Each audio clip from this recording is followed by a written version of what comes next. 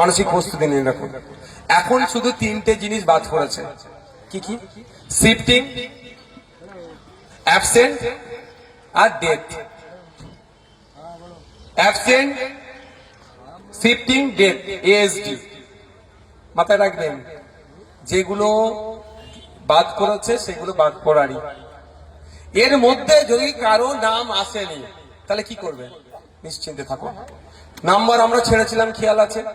SIR এর সময় সন্ধ্যে 6টা থেকে রাত্রি 9টা, ওই নাম্বারে ফোন করুন, আপনাকে বলে দেবে।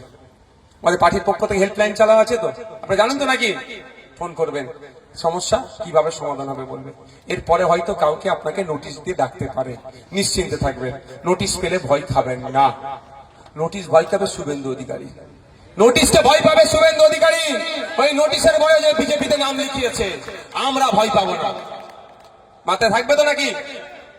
নিশ্চিন্তে থাকবে।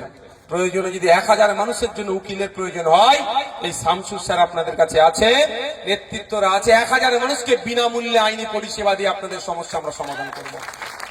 নিশ্চিন্তে থাকবেন আপনারা। শুধু আমাদের এই নাম্বারে ফোন করে বলবেন, এখানে নেতৃত্বদের নাম্বার আছে, এত আছে তো নাকি? এইসব আছে তো, এত তো নেতৃত্বরা আছে।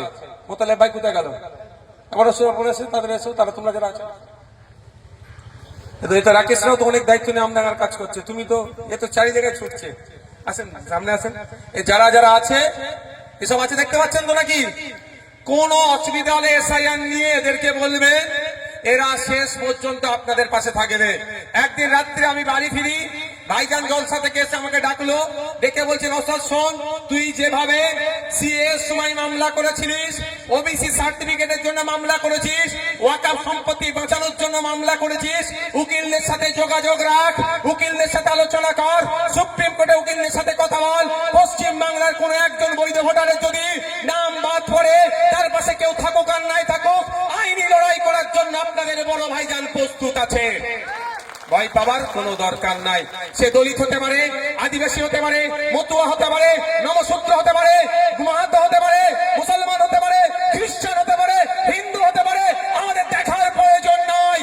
বৈধ ভোটারের নাম যদি কাটা যায়, তার পাশে পশ্চিম বাংলার মানুষ থাকুক আর নাই থাকুক, খাম চিহ্ন থাকবে, নওশাদ সিদ্দিকীরা থাকবে, বিশ্বজিৎ মাইতিরা থাকবে, শামসুর সাহেবরা থাকবে, কুতুব ভাইরা থাকবে, রাকেশরা থাকবে, সৌমদীপরা থাকবে। বুক চিতিয়ে লড়াই করব।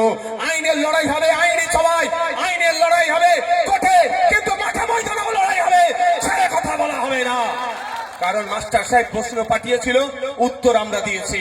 একটার উত্তর কপি আমাদের বাড়িতে আছে। মাস্টার সাহেব যদি আমার উত্তর পত্রকে নিয়ে ছেড়কার করে, আমাকে যদি 0 নম্বর দেয়, ওই মাস্টার মশাইকেও কিন্তু আইনের মাধ্যমে ছেড়ে কথা বলবো না, মাঠে ময়দানে গণতান্ত্রিক প্রক্রিয়াও ছাড়বো না। প্রশ্ন করেছিল তো, উত্তর তো দিয়েছি আমরা। আমি ওই 6 না 8 দিনে, প্রায় ওই স্বল্প দিনে শুধু ভাঙড়ে 28টা প্রোগ্রাম করেছি। আমি জান বেরিয়ে গেছে আমার। 28টা প্রোগ্রাম শুধু ভাঙড়ে করেছি আমি, সঠিকভাবে উত্তরপত্রটা জমা দেওয়ার জন্য। জমা করিয়েছি, প্রমাণ আছে। আছে তো মা, হাতে করে একটা করে। কেউ ভয় খাবে না মা, তোমার পাশে কেউ থাকুক আর নাই থাকুক। বল্লভপুর মাদ্রাসা যে ভাইজান করেছে, আব্বাস সিদ্দিকী ভাইজান, নলেজ সিটি যে ভাইজান করছে, সেই ভাইজান আপনার পাশে থাকবে।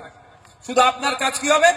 আমাদের নেতাদের মাধ্যমে ওই যে কপিটার একটা জেরক্স পাঠিয়ে দিয়া, আর কি সমস্যাটা বলে দেওয়া, বাকি আমরা বুঝে নেব। একজন যদি নাম বাদ যায়, সে দলিত হতে পারে, আদিবাসী হতে পারে, নমশূদ্র হতে পারে, মতুয়া হতে পারে, মুসলমান হতে পারে, খ্রিস্টান হতে পারে, মাহাতো হতে পারে, দেখার দরকার নেই।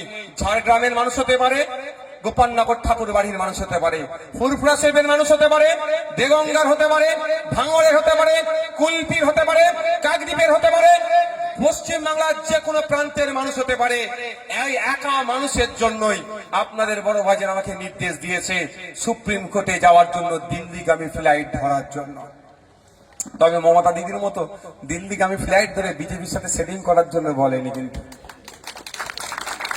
কোনো ভয় পাওয়ার দরকার নেই।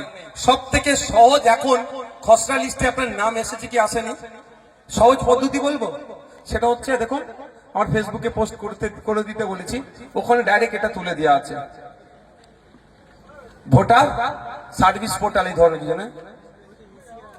আচ্ছা, আর একটা সহজ পদ্ধতি হচ্ছে, যেমন ভাবে আমরা অ্যাপ ডাউনলোড করি, অ্যাপস যেখানে গিয়ে প্লে স্টোর থেকে বা অ্যাপ স্টোর থেকে ইসিআই নেট লিখবেন, দিয়ে দেবে, ডাউনলোড করবেন। ওটা সব থেকে সহজ। আপনি আপনার এপিক নাম্বার দেবেন, চলে আসবে। এপিক নাম্বার দেবেন, চলে আসবে। আমার ফোনটা দেখি।